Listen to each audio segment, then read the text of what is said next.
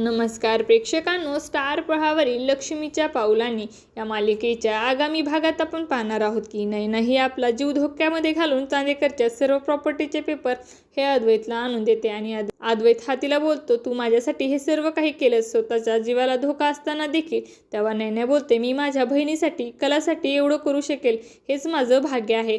त्यानंतर आपण पाहतो की एक वेडा व्यक्ती हा अद्वैतच्या घराकडे येऊ लागतो आणि अद्वैत हा त्याला बाहेर काढण्याचा प्रयत्न करतो आणि बोलतो, तू इथे आतमध्ये कसं काय आलास. तेव्हा सुकन्या त्या ठिकाणी धावते आणि बोलते, सर थांबा, त्याला बाहेर काढू नका. तेव्हा अद्वैत आश्चर्यचकित होऊन तिला विचारतो, म्हणजे तुम्ही यांना ओळखता का.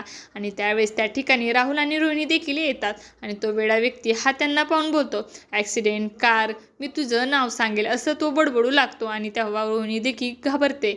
तर अद्वैतच्या मनामध्ये त्या दोघांविषयी संशय निर्माण होतो. त्यानंतर आपण पाहतो अद्वैत हा त्या वेड्या व्यक्तीला आपल्या अंगावरचा कोट काढून देतो आणि सुकन्या त्या व्यक्तीला बोलते, आता सरांनी तुला एक गिफ्ट दिलं आहे ना, मग तू देखील त्यांना रिटर्न गिफ्ट दे. आणि त्यावेळेस तो वेडा व्यक्ती हा आपल्या जवळची एका गाडीची नंबर प्लेट काढतो आणि ती अद्वैतला देतो. आणि तेव्हा त्याला मात्र खूप मोठा धक्का बसतो, कारण त्या नंबर प्लेटला कलाच्या साडीचा तुकडा देखील असतो आणि त्याच्या लक्षात येतं की याच गाडीने कलाचा अपघात केला आहे. आता येणाऱ्या भागामध्ये त्या नंबर प्लेटहून अद्वैत कशा प्रकारे कलाच्या खुनापर्यंत पोहोचणार हे पाहणं अतिशय रोचक ठरणार आहे.